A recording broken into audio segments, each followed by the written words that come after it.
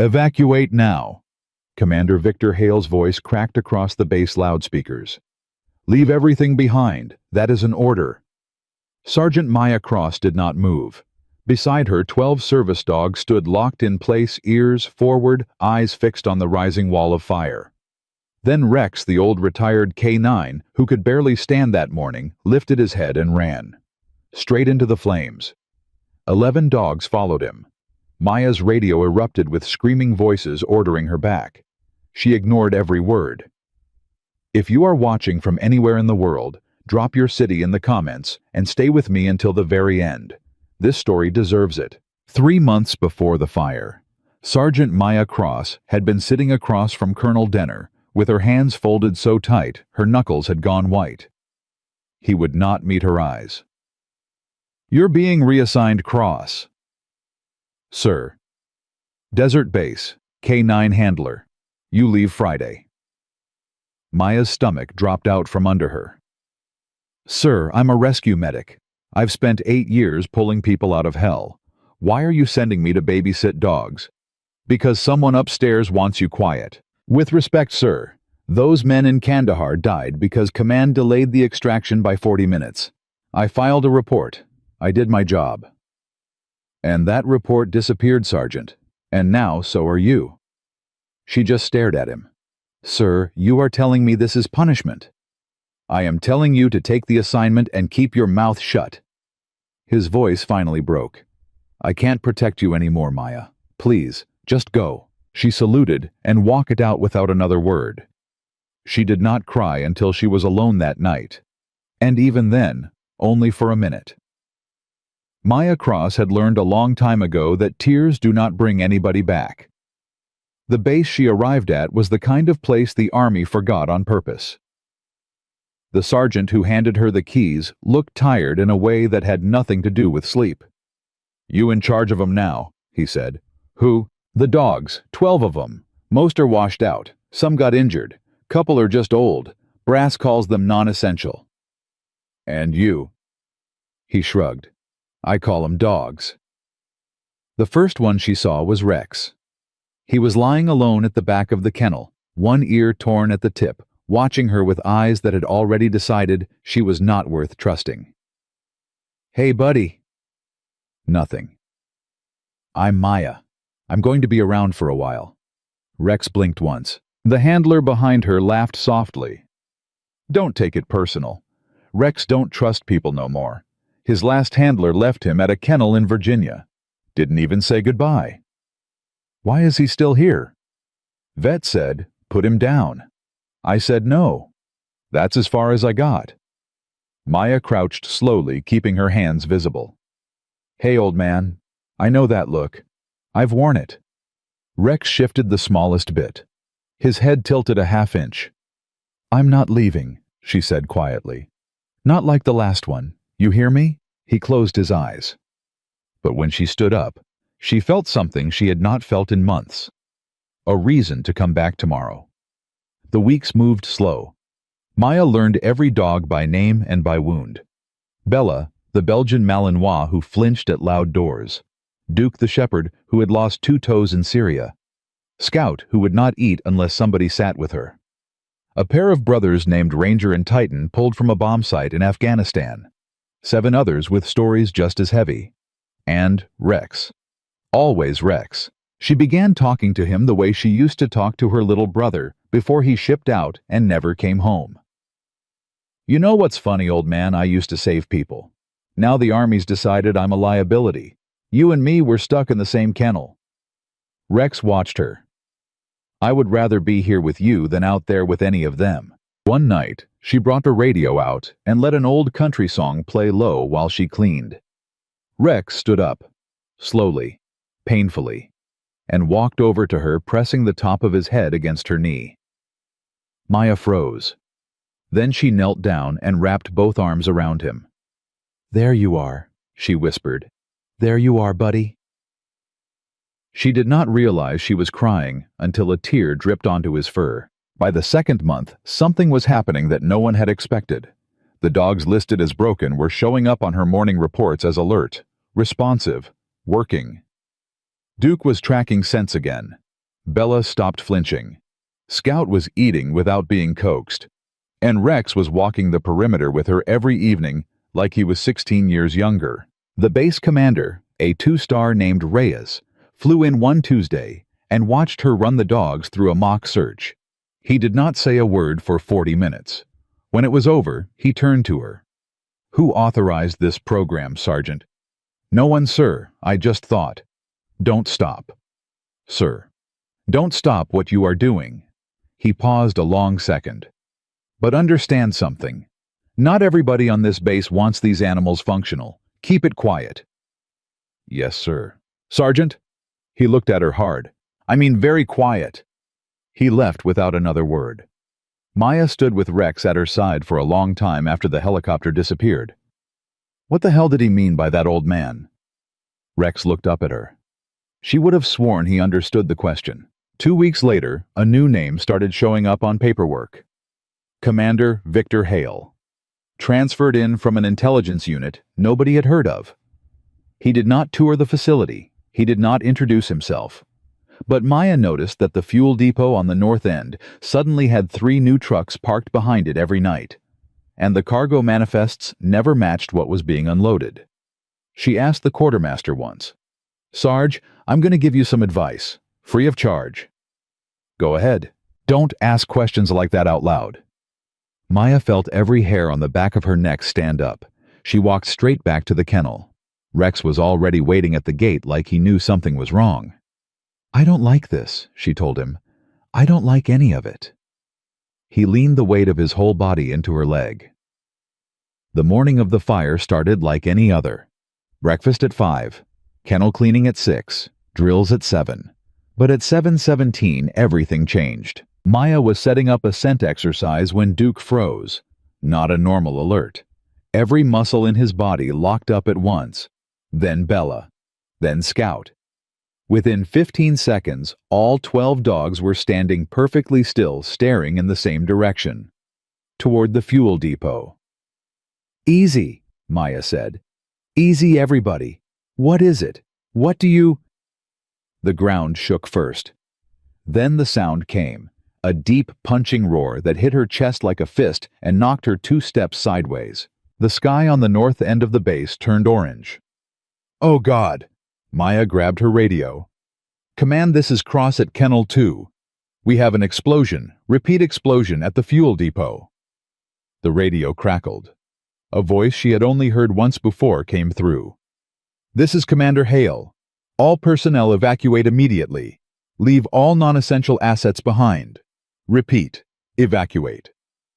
"Sir, we have civilians on the north side. The contractor families, they live in the housing units right next to."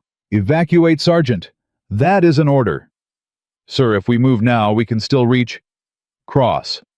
His voice cut like a razor. "You will evacuate. You will leave the dogs. You will not engage. Is that clear?"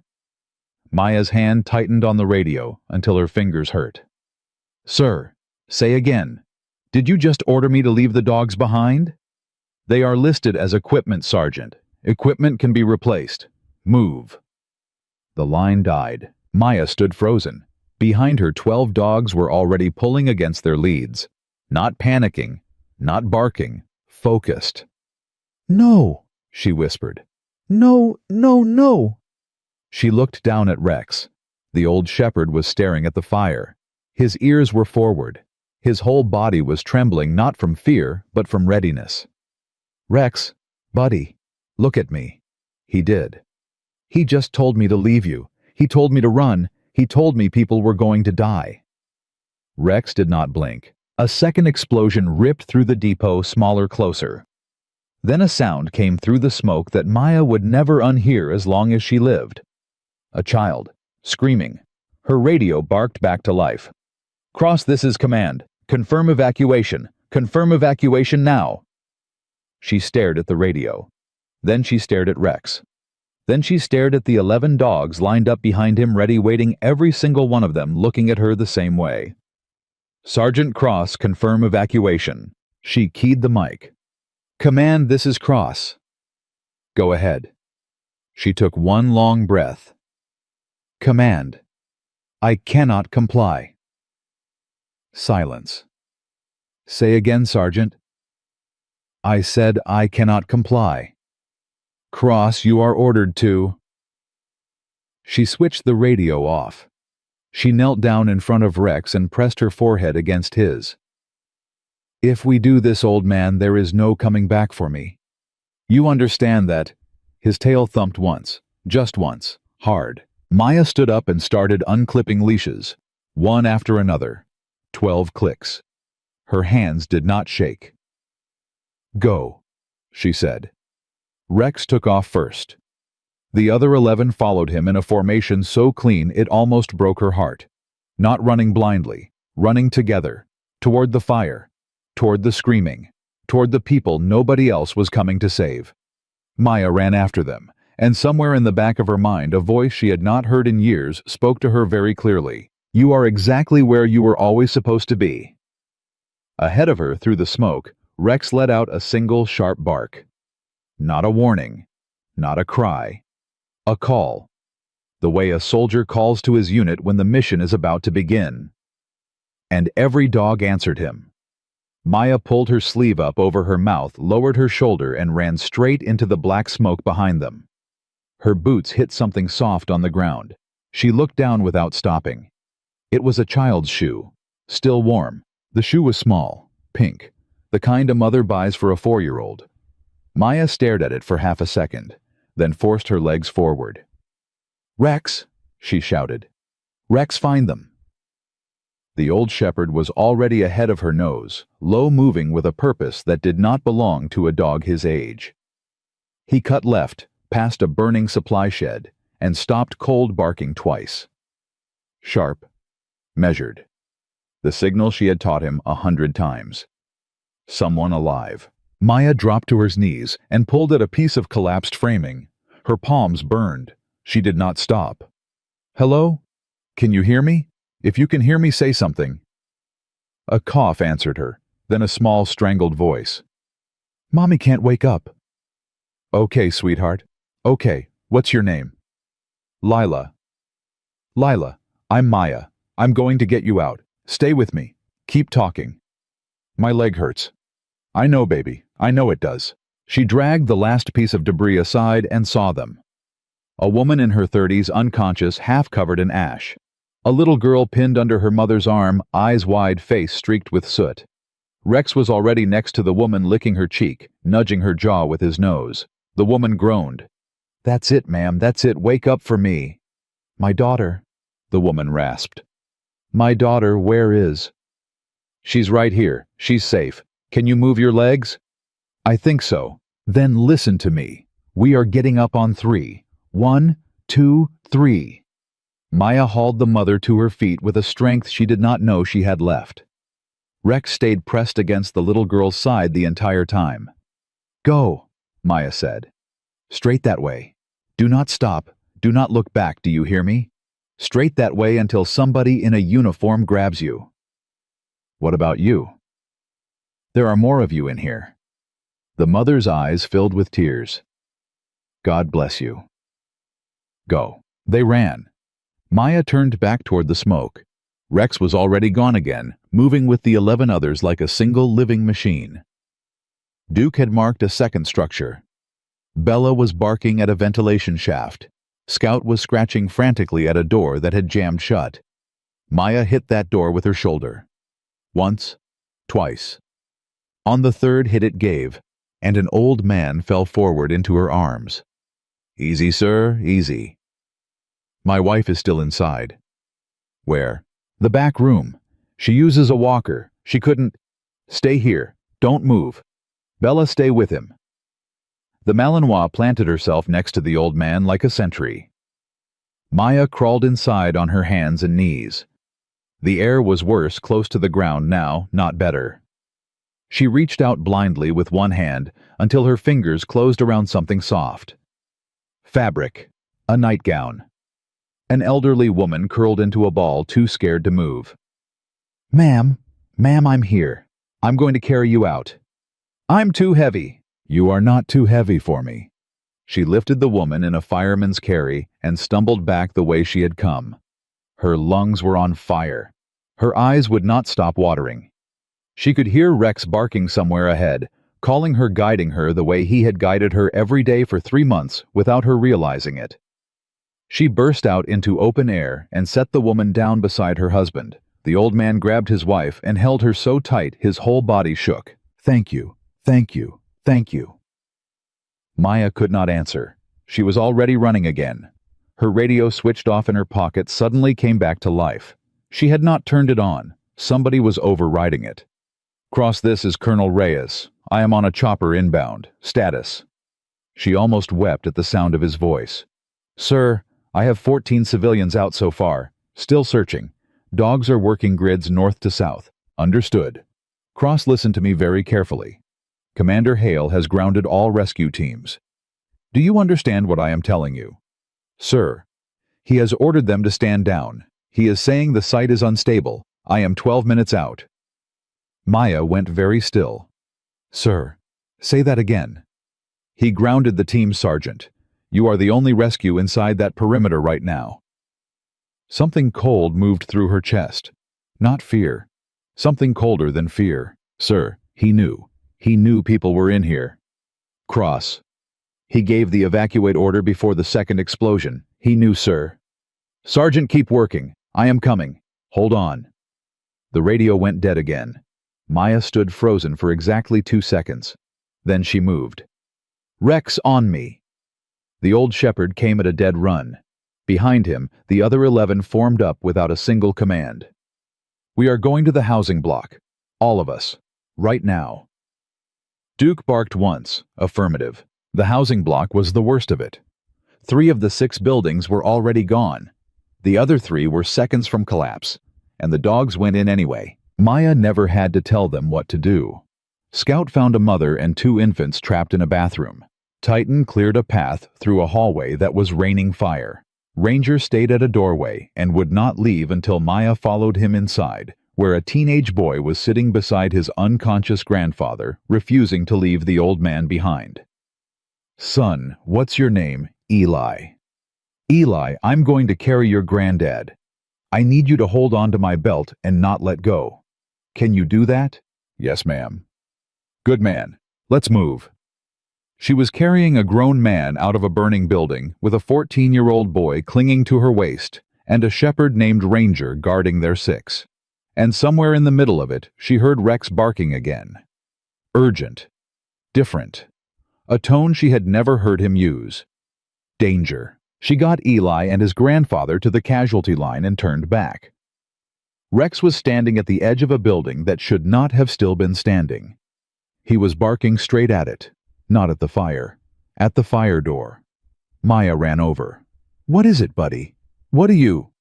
Then she heard it too. Not screaming, crying, high-pitched, muffled, a lot of voices. She tried the door, locked. She tried it again, jammed from the outside. Somebody had jammed it from the outside.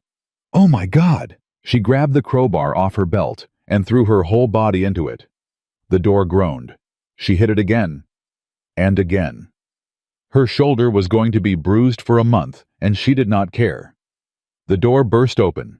Inside was a daycare. 15 children, maybe more. A teacher on the floor with blood on her forehead.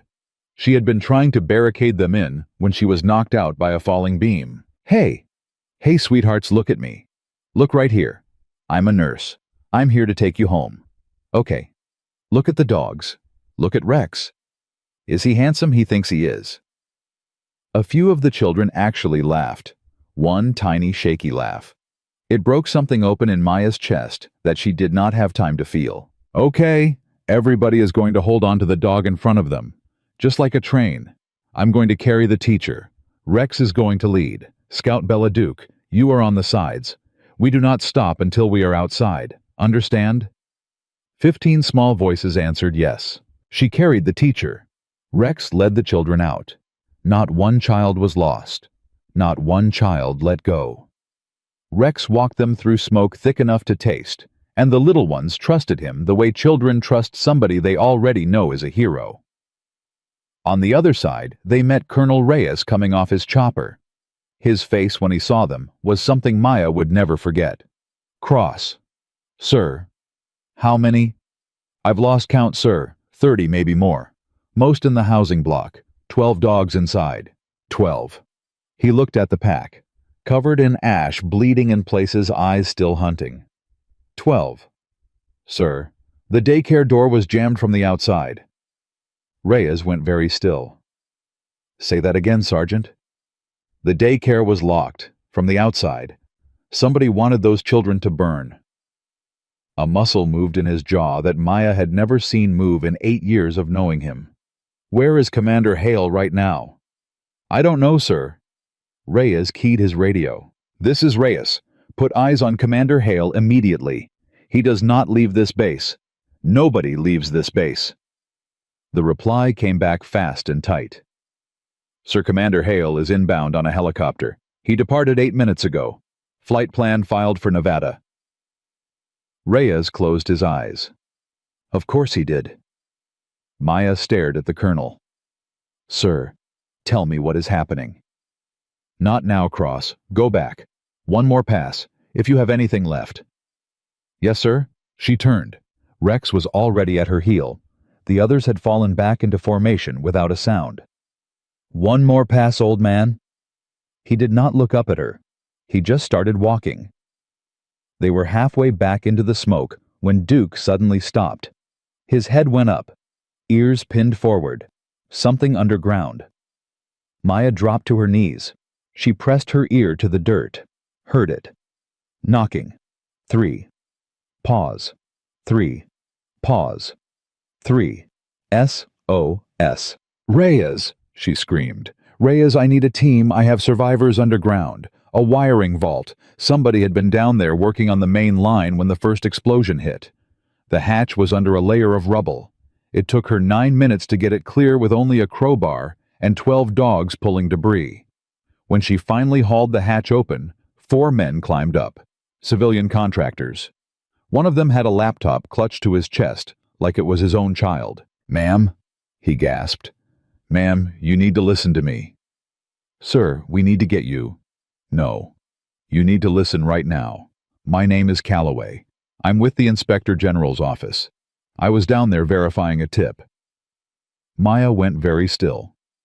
What tip? The fuel depot wasn't a fuel depot. Sir, they were moving something else through it, something that wasn't supposed to exist on American soil. The fire was set to destroy the manifests. Her blood went cold. Sir, are you telling me what I think you are telling you? I am telling you, Sergeant, that the housing block was not supposed to have witnesses left. Maya looked at Rex. Rex looked back at her. And somewhere in the distance, over the roar of the dying fire, she heard helicopter blades beating through the smoke. They were not Reyes's. They were coming in low, and they were coming in fast. Maya reached down and put her hand on Rex's head. Easy, old man. Rex's ears flattened, and for the first time in 3 months, his lips pulled back in a low, rumbling growl that Maya had never heard him make. She lifted her radio with a hand that was no longer trembling. Colonel Reyes, this is Cross. We have a problem. Colonel, I have unmarked rotors coming in from the northeast. 2 birds, low altitude. They are not yours. Reyes's voice came back instantly sharper than Maya had ever heard it. How far out? Under a minute. Cross, listen to me. Get Calloway and that laptop somewhere they cannot land. Now. Sir, I have civilians still coming out of the housing block. I cannot leave them. Then you defend them, Sergeant. Do you understand me? You defend them. Maya looked at Calloway. The man's face had gone the color of paper. Sir, can you run? I can run. Give me the laptop. No. If they find it on you, they will shoot you first. Keep it with me. Sir, with respect, they will shoot both of us. The laptop comes with me. You take cover. Calloway hesitated for half a second. Then he pressed the laptop into her arms like a man handing over a baby. Sergeant, whatever happens, that drive cannot burn. You understand me? The whole story is on there. Names, dates, shipment numbers, everything. I understand. If they catch you, eat it, break it, anything. I said I understand. She turned and ran for the kennel compound. Rex and the 11 others broke from the rubble line and fell in behind her without a single word spoken. Every dog in that formation had been called broken once. None of them moved like it now. She slid the laptop into the bottom of a medical supply crate and buried it under sterile bandages. Then she closed the lid, spun around, and almost collided with a young airman named Perez, who had been working the casualty line. "Sergeant, we've got new contacts at the north gate." "How many?" "6 men, armed, wrong uniforms." "What do you mean wrong?" "Patches are wrong, boots are wrong. These aren't ours." Maya grabbed him by the vest. "Perez, listen to me. Take every civilian we've pulled out. Move them south. Past the motor pool. Past the fence line. You hide them in the arroyo until Reyes gets here. You do not stop. You do not argue with anyone." "Sergeant, I can stay and—" "You can save those people. That is what you can do. Go." The young airman ran. Maya keyed her radio. "Colonel, 6 armed men on foot north gate, not ours. Cross hold position, I am 6 minutes out." "Sir, I don't have 6 minutes." "Then do what you have to do. I'll sign the paperwork later." She clipped the radio back on her belt and knelt down in front of Rex. The old shepherd was breathing hard. His tongue was gray. He was 11 years old, and he had already done more that morning than any dog should ever have to do. "Rex, buddy, I know you are tired." He looked at her. "I need you one more time." He stood up on legs that should not have held him. "Good boy, good boy." The first gunshot cracked across the base before she even stood back up. A single round. Controlled. Professional. That was the sound that told Maya everything she needed to know. Whoever these men were, they were not here to fight a fire. They were here to clean up a job somebody had already started. "Bella, Titan, Duke, on me." The 3 largest dogs came to her side. "Scout, Ranger, hold the supply tent, protect the crate." Scout planted herself in front of the medical supplies and did not blink. "Rex, you are with me." The old shepherd stepped to her left hip, his usual place, and stayed there. She moved along the back of the kennels with 4 dogs and a sidearm she had not drawn in 3 years. Her hand was steady on the grip. That surprised her. She had expected to be shaking. A man in a black tactical vest came around the corner 20 feet ahead. He had a rifle up. He saw her half a second too late. "Drop it," Maya said. He did not drop it. He pivoted toward her. Titan hit him in the chest before he could finish turning. The rifle went flying. The man went down. Duke had his wrist pinned before he could reach for a sidearm. Bella had his other arm. Maya kicked the rifle away and pressed her knee into the small of his back. "Who sent you?" "Get this dog off me." "Who sent you?" "I want a lawyer." "You are not in a police station, friend. You are on a smoking military base, and nobody has eyes on you but me. Who sent you?" He spat at her. That was a mistake. Not because of her, because of Rex.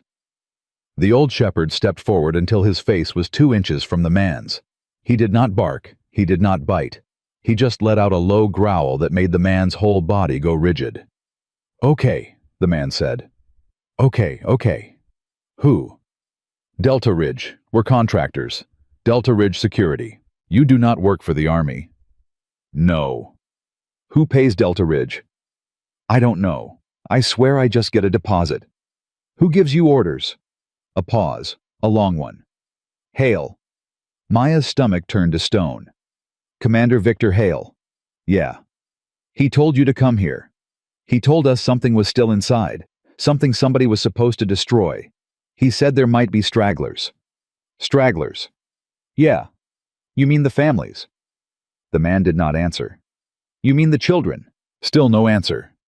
Maya pulled his hands behind his back and zip-tied them so tight his fingers went white. She did not care. She stood up and looked at Rex. "5 more," she said. "We get 5 more." They got 4. Duke took one down in the motor pool. Bella and Titan cornered 2 in a supply shed. Rex himself got the 4th, an older mercenary who tried to run and did not make it 10 feet. The 5th was the one she did not see. She heard the round before she felt it. A crack and then a punch, and then her left arm stopped working. She looked down. Blood was already running into her glove. "Rex, cover!"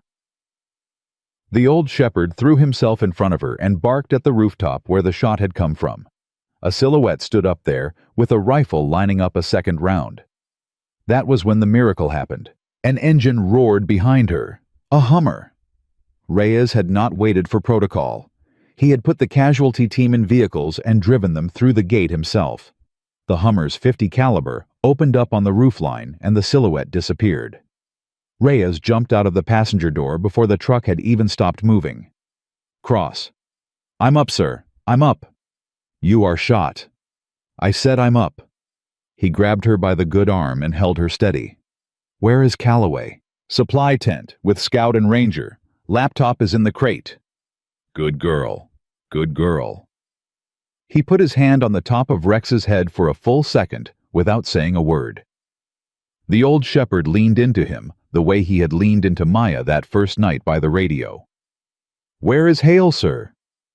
"In the wind. For now." "Sir, what was he moving?" Reyes looked at her for a long time.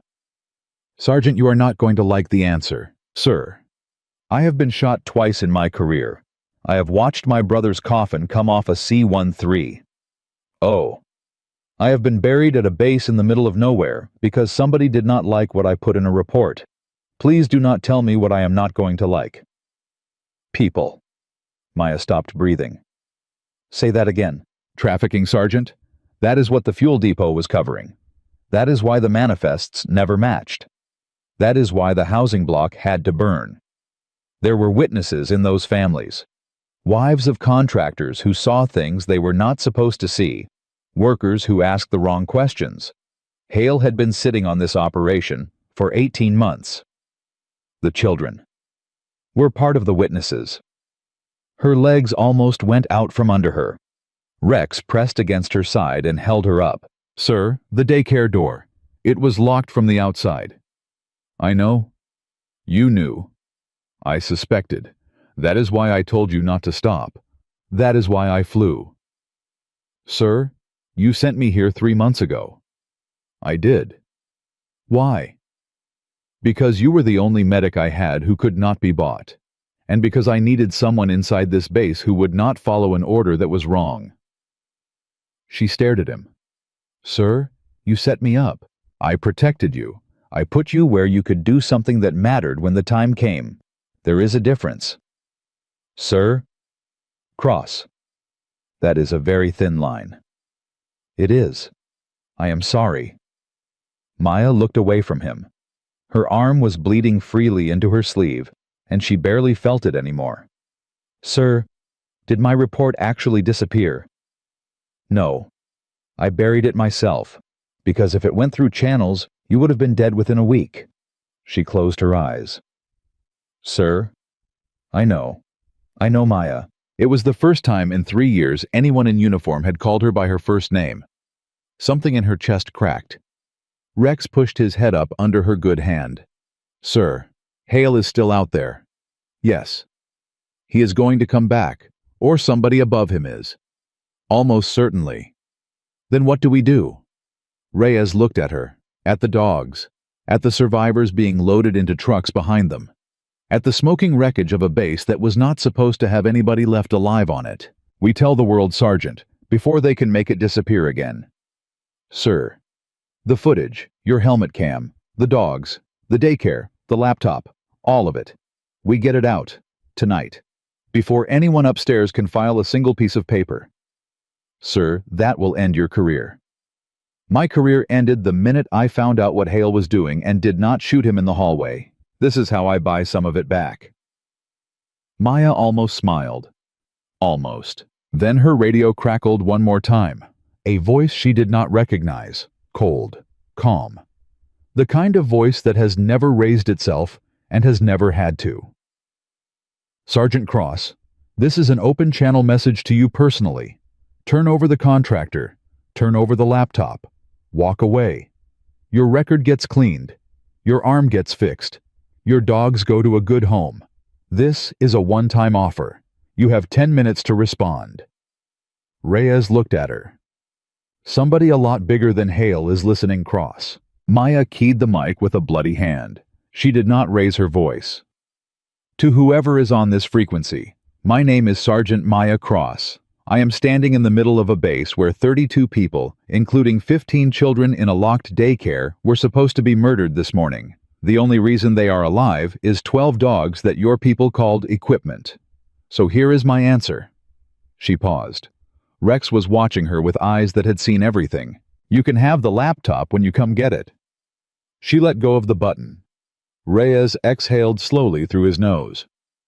Cross. Sir. That was either the bravest thing I have ever heard or the most foolish. Yes, sir. Probably both. Yes, sir. Far off over the eastern ridge, another set of rotors began to thump against the morning air. But this time, 4 more helicopters rose with them. News helicopters, civilian birds, the kind with logos painted on the side and cameras in the nose. Somebody had already leaked the footage. Maya did not know yet who had done it, but as the first news chopper swept low over the base and its camera caught her bleeding, standing in the open with an old K9 pressed against her leg, she understood exactly one thing. The world was about to see everything. And there was no longer any version of this story that could be buried. Rex let out a long, slow breath against her hand. His legs were shaking now. He had given everything he had to give. Maya knelt down and wrapped both arms around him. You did it, old man. You did it. He rested his head on her shoulder.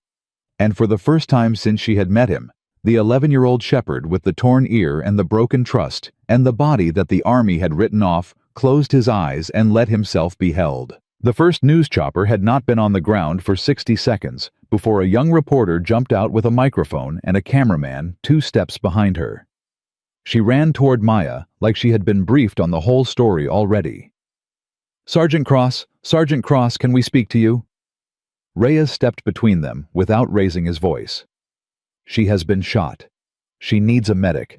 You can speak to her in 5 minutes. Colonel, we are live. The entire country is watching right now. Then they can watch my sergeant receive medical care. The reporter did not push. She just turned her camera toward Rex and the 11 others, still holding formation around Maya, still refusing to sit. Colonel, is it true that a retired K9 led a rescue of over 30 civilians this morning? It is. Is it true that base command ordered personnel to stand down? It is. Is it true that the daycare door was locked from the outside? Reyes paused just long enough. You will have your answer to that question, ma'am, on the record, in 1 hour. Right now my sergeant needs a medic. He turned and walked Maya to the casualty tent himself. Rex walked at her left hip the entire way, and not one of the other 11 dogs broke formation. When the medic tried to wave them off, Maya shook her head. They stay. Sergeant, I can't work with. They stay. The medic did not argue again. He cut her sleeve off, cleaned the wound, and started packing it, while Rex lay down across her boots and would not move. Through and through, Sergeant. You got lucky. I don't feel lucky. You are alive. That is lucky. She almost laughed. Almost. Reyes had stepped outside the tent to take a call. When he came back in, his face had changed again. Whatever he had just heard, it was bigger than what had already happened. Cross. Sir. Hale's helicopter never made it to Nevada. Maya lifted her head. Sir? It came down in the desert about 90 minutes ago. 2 bodies on board. One of them was the pilot. One of them was not Hale. Sir, are you telling me? I am telling you that he got off that bird somewhere between here and the crash site, which means he had people waiting for him, which means this goes higher than Delta Ridge and higher than him. How high, sir? I do not know yet, but I know one thing. The laptop in your supply tent is the only copy of that evidence that is not under somebody's thumb right now. And there are people alive tonight who are going to try very hard to take it from you. Maya stared at him. Sir, I already said on an open channel that they could come get it. Yes, you did. So they are coming. They are coming. She sat up straighter despite the medic's protest. "Sir, what do we do?" Reyes looked at Rex, then back at her. "You hold that laptop. You stay alive until the federal people get here. I have called over Hale's Head. I have called over the people over Hale's Head. The FBI has a team in the air as we speak. They will be on the ground in 90 minutes. 90 minutes. Yes. A lot can happen in 90 minutes, sir. That is why I am not leaving your side." Outside the tent, the news choppers kept coming. 3 had become 5. 5 had become 7. The footage of Rex leading the children out of the daycare was already playing on every network in the country. A reporter in Atlanta was crying on air. A senator in Washington was pulling her staff into an emergency call. And somewhere in a dark room 1,000 miles away, a man who had never given his name out loud was watching the same footage and giving orders he would later deny ever giving. The first attempt came 38 minutes in. It did not look like an attempt. It looked like a supply truck. White, unmarked, driving up the South Road with a red cross on the door. 2 men in the cab. Reyes saw it coming from the tent and stepped outside very calmly. "Cross, stay in the tent. Do not come out." "Sir, Stay in the tent. That is an order." For once, she obeyed. Reyes walked out alone. He did not draw his sidearm. He did not wave them down. He just stood in the road with his hands loose at his sides. "Gentlemen, please state your purpose." "Medical resupply, sir." "I did not request medical resupply." "Dispatched from Fort Irwin, sir." "Fort Irwin is 400 miles from here. And I know every medic at Fort Irwin. What are your names?" The man in the passenger seat reached for something that was not a clipboard. Rex came out of the tent before Maya could stop him. Not running, walking, slow, deliberate. He stopped at Reyes's left hip, stared at the truck, and let out the same low rumble he had used on the mercenary. The man in the passenger seat froze. "That dog," Reyes said quietly, "has had a long morning. He is not in the mood. Step out of the truck. Slowly. Hands where I can see them." They did not step out. They tried to reverse. And that was when every dog in the formation Maya had ordered to hold position in the supply tent came around the corner at once. 12 dogs, between a truck and the tent. Every one of them silent. Every one of them focused. The 2 men looked at Reyes. They looked at the dogs. They looked at each other. They put the truck in park. They stepped out with their hands up. "Smart," Reyes said. "Very smart." Chias. By the time Perez and 2 MPs got them cuffed, Maya had limped out of the tent with her arm in a sling and her sidearm in her good hand. "Sir, who are they?" "I do not know yet, but I know they are not medics." One of the cuffed men looked up at her. "You are her. You are Cross." "Yes." "You should have taken the deal, lady. You have no idea what you just walked into." "Son," she said, "I walked into a daycare this morning that somebody locked on a group of 4-year-olds. There is nothing you can say to me right now that is going to scare me." He smiled at her. It was not a nice smile. "Wait till sundown." Reyes stepped in and hauled him to his feet. "That is enough out of you." They were dragged to a secure holding unit. Maya walked back toward the tent with Rex pressed against her knee. Her sling was already soaking through. "Sir," I heard him cross. "Sir," he said, "sundown." "I heard. How long until sundown?" Reyes looked at his watch. 3 hours and 12 minutes. "Sir, where is the FBI?" 58 minutes out." She did the math in her head and did not like any of it. The next hour was a blur of medics' radio statements and journalists being pushed back behind a rope line. Calloway had been moved to a secure vehicle under armed guard. The laptop was still in the medical crate because Reyes had decided that moving it would draw attention. The civilians who had been pulled out of the fire had been bused 20 miles to a town called Caliche Flats, where the sheriff had cleared out the high school gym and opened it as a shelter. Maya had asked 3 times if the daycare children were safe. 3 times she had been told yes. She did not believe it until a voice on the radio put little Lila on the line, and the little girl said, "Maya Rex is on television. Mommy says he looks handsome." Maya laughed out loud and then cried so hard she had to hand the radio to Reyes. That was the moment Perez came running into the tent. "Sir, Colonel, sir." "Perez, breathe." "Sir, we have a problem." "Go." "The prisoners. The Delta Ridge contractors, and the two from the truck. Somebody just tried to take them out of holding." Reyes went very still. "Tried." "They are still in custody, sir. But somebody came with paperwork. Army paperwork. Signed by a general." "Which general?" "General Frederick Ashton, sir." Reyes closed his eyes. "Of course." "Sir." "Nothing. Nothing, Perez. Where is the paperwork now?" "In my hand, sir." Reyes took it. He read it once. He read it twice. He looked up at Maya. "Cross." "Sir, the man who tried to take our prisoners is Frederick Ashton's aide. Ashton runs the intelligence directorate that Hale reported to. Hale did not answer to the Army. He answered to Ashton, and Ashton just signed a piece of paper trying to walk our evidence off this base." Maya felt the blood leave her face. "Sir, that is enormous." "Yes." "Sir, what does this mean?" "It means the rot goes all the way to the top of that directorate. It means the fire this morning was not a local operation. It was a program. It has been running for years." "Sir, what do we do?" Reyes looked at her, and for the first time in 8 years, Maya saw something she had never seen in him before. He looked afraid. "Cross, listen to me very carefully.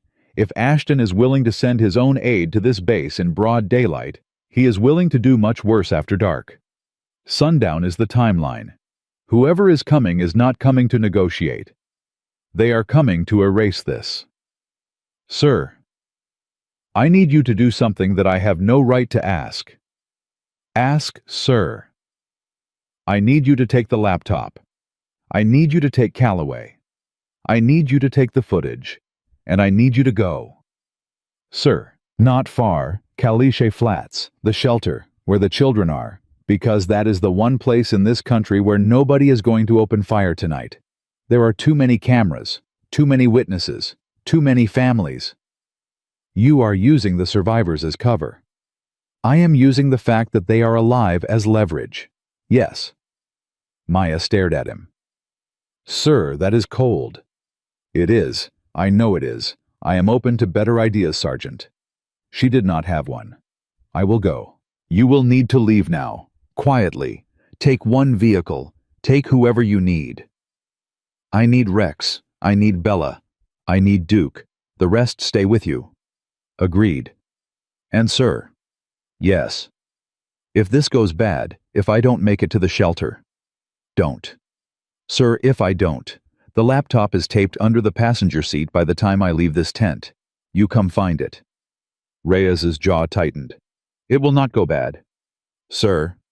Maya. Yes, sir. It will not go bad. She nodded once and did not say anything else. She hugged Perez without a word. She hugged the medic. She put her good hand on the top of Ranger's head and on Scout's and on Titan's and told them each by name to stay with the colonel and protect him. Each dog looked her in the eye.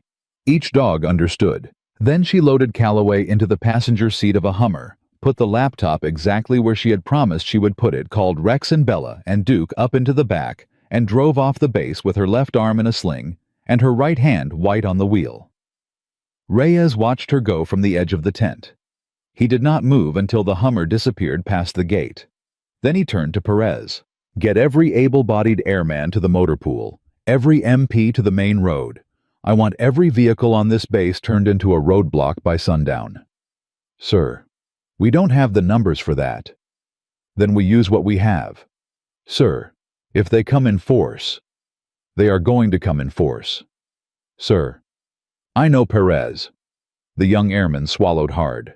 Sir, can I ask you something? Go. Why are you doing this? With respect. You could pull us all off this base right now. Let the FBI sort it. Walk away with a clean record. Reyes looked at him for a long second. Perez, do you know why Maya Cross was reassigned here 3 months ago? No, sir. Because she wrote a report about an extraction delay in Kandahar that got 4 of my soldiers killed, including a sergeant named Daniel Cross, her brother. Perez's eyes widened. Sir, she filed that report knowing it would end her career. She did it because she could not live with herself if she did not. And I buried her on this base because that was the only way I could keep her alive long enough for the day that somebody in her position would matter. Sir. That day is today, son. Yes, sir. So no. I am not walking away from this base. I am not walking away from her. I am not walking away from those dogs. And I am certainly not walking away from whatever comes down that road at sundown. Perez saluted. It was the cleanest salute of his life. Reyes returned it. Far out on the desert road, a Hummer carrying a wounded sergeant, an inspector general, 3 dogs, and a laptop that could bring down a federal directorate drove west into a sun that had started to lean toward the horizon. And behind that Hummer on the eastern ridge, 3 black SUVs without plates pulled slowly up onto the shoulder and stopped. They did not move. They did not turn on their lights. They just waited. Maya saw them in the mirror before Calloway did. Sir, we have company. Calloway twisted in his seat. How many? 3 SUVs black, no plates. They have been sitting on that ridge since we left the gate. They are waiting to see where we go. Yes, sir. Maya, if we lead them to the shelter. I know. Those children are already traumatized. If a gunfight happens in that gym. I said I know, sir. Her hand tightened on the wheel. Rex was already on his feet in the back, swaying with the road, watching the side mirror like he could read it. Calloway, I need you to listen to me. Go. There is a gas station about 11 miles up. Just a pump and a little store. I am going to pull in there. You are going to get out with the laptop. You are going to go inside. You are going to ask the clerk for the phone. You are going to call the FBI directly. The number is taped to the underside of the dash. Reyes put it there. Maya, they will be right behind us. They will be right behind me, not you. I am going to keep driving. You are bleeding through your sling. I know I am. Maya? Sir? If 3 SUVs follow me away from that gas station and you walk out with the laptop in your hand, we win. It is that simple. And what happens to you? She did not answer. Rex nudged the back of her seat with his nose. Old man, not now. He did it again, harder. Rex, I said not now, a 3rd time. Her shoulder flared with pain as she glanced back at him. The old shepherd was staring at her the same way he had stared at the mother in the rubble, the same way he had stared at the daycare door. Do not do this alone. I hear you, buddy. I hear you. The gas station came up faster than she expected. She pulled in hard. Calloway was already unbuckling. Go. Go now. Maya, go, take the laptop. Call the number. Stay inside until the agents get here. Do not come out. Do not look out the window. You do not exist until they tell you you exist again. Do you understand me? Yes. Sir. Yes, Sergeant. Thank you for not running earlier. Calloway gripped her good hand for half a second. Then he was out the door with the laptop under his jacket, walking fast, but not running into the little store. Maya pulled back onto the road. In the mirror, the first black SUV paused at the gas station exit for only a heartbeat. Then it kept coming after her. All 3 kept coming after her. Good. She picked up the radio. Colonel, this is Cross. Go, Cross. Package delivered. Calloway is inside the Shell station at mile marker 47. Laptop is with him. FBI number is being dialed. A long pause. Cross, where are you? Driving, sir. Cross, sir, I have 3 SUVs on my tail and I am leading them away from that gas station. Cross, you turn around right now. Sir, if I turn around, they go back for Calloway. Cross, sir, I am doing the job. Another pause. She could hear him breathing. Cross. How far to Caliche Flats? I am not going to Caliche Flats, sir. Cross. Sir, I will not bring them to the children. Where are you going? I am going to the old depot road, the one that dead ends at the dry wash. I am going to stop there. I am going to get out. I am going to buy the FBI the time they need. Sergeant. Sir, it is fine. Maya. Colonel, it is fine. A silence on the line so heavy she could feel it in her chest. Maya, listen to me. I am scrambling every bird on this base. I am coming for you. You buy me 10 minutes. Do you hear me? 10 minutes. Yes, sir. Rex is with you. Yes, sir. Then buy me 10 minutes. Yes, sir.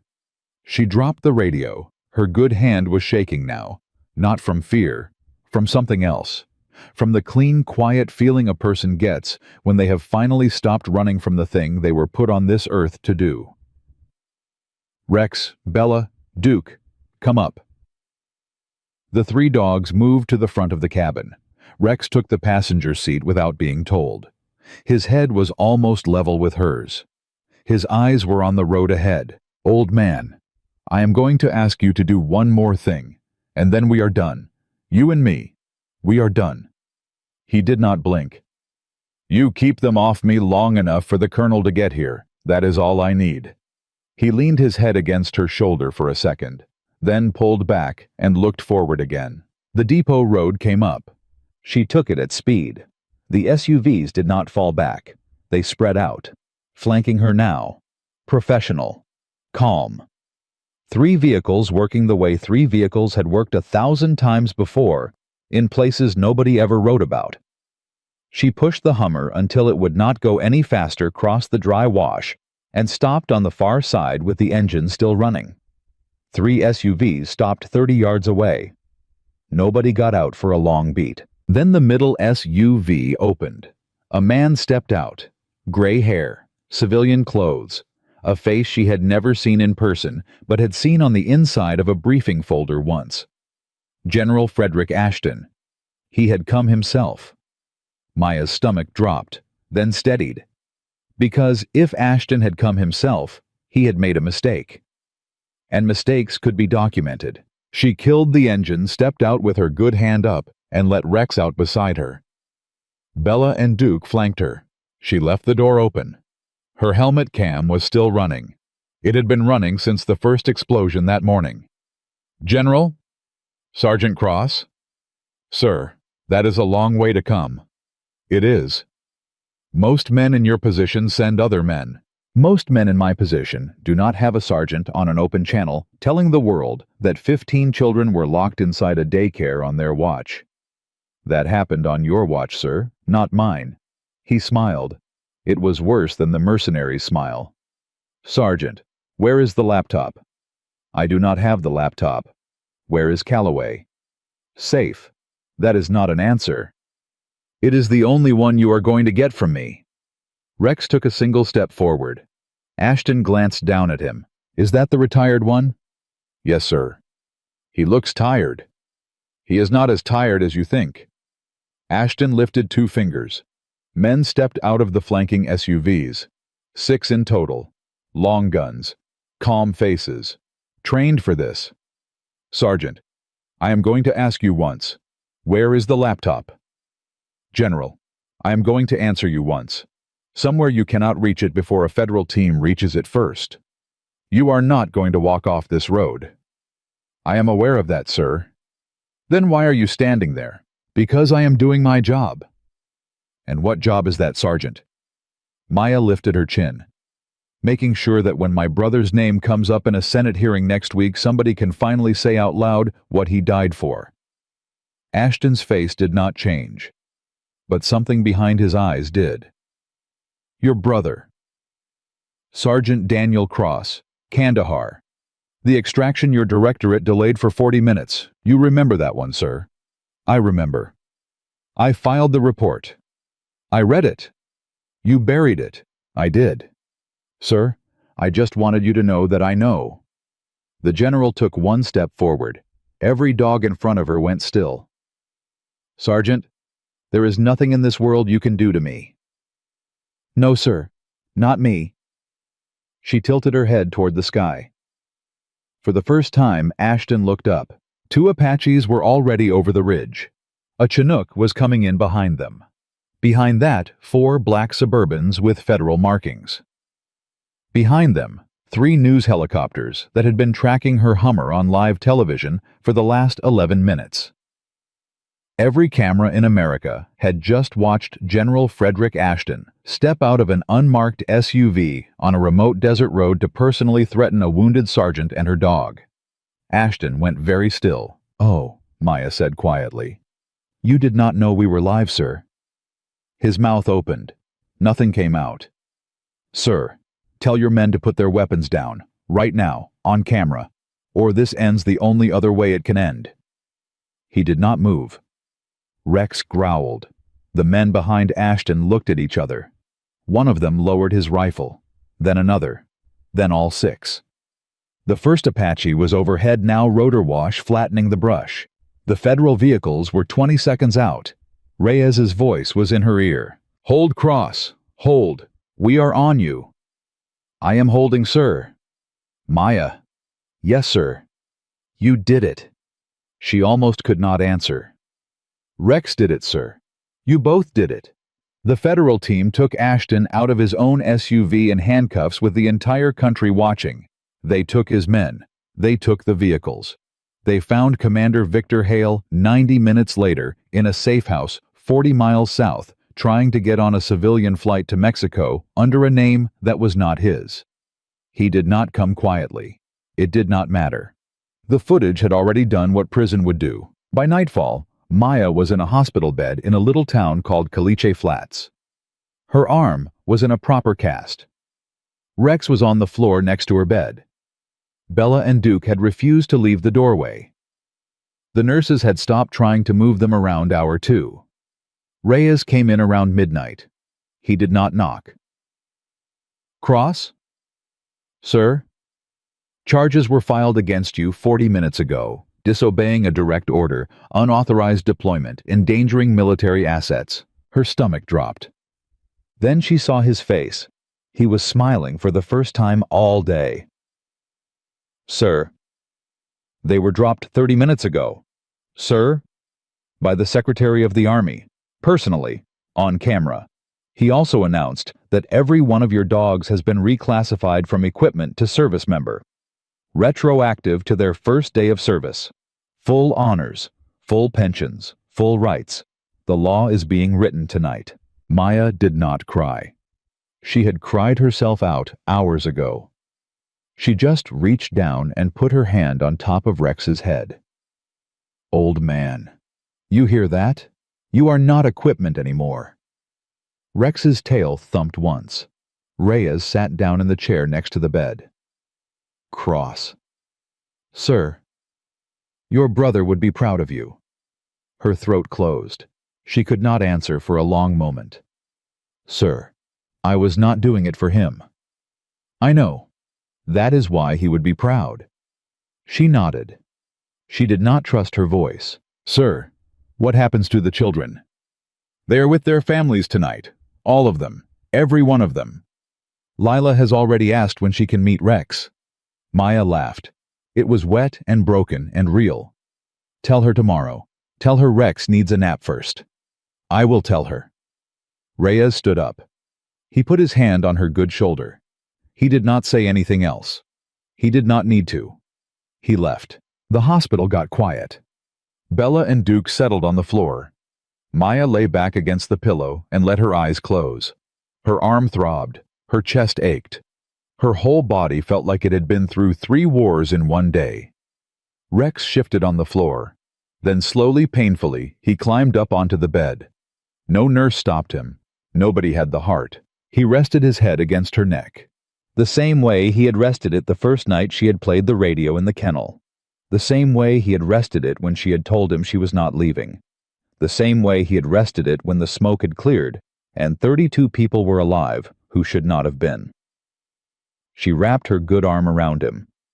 "We did what was right, old man." He exhaled, a long, slow breath against her skin. Rex lived another 4 years. He was at her wedding. He was at the ceremony in Washington when the law bearing his name was signed. He was on the cover of 3 magazines. He got fat. He got slow. He got loved. And on the morning he finally closed his eyes for the last time, he was on Maya's bed, with her good arm around him, breathing out one last long, slow breath against her neck the same way he always had. The system had called him non-essential. The system had been wrong. A dog without a rank had understood what a room full of men with stars on their shoulders had forgotten. That orders are not the same as right. That command is not the same as conscience. That the measure of a life is not what it is told to do, but what it chooses to do when nobody is watching. Maya Cross still tells her brother's story. She still tells Rex's. She tells them in schools. She tells them in hearings. She tells them to anyone who will listen. And she always ends the same way. The ones without rank understand humanity the most. The ones the system forgets are the ones who remember what the system was built to protect. And sometimes the bravest voice in the room is the one that does not speak at all. It just stands up, it walks into the fire, and it refuses to leave a single soul behind. That is the truth. That is the whole truth. And that will always be the truth.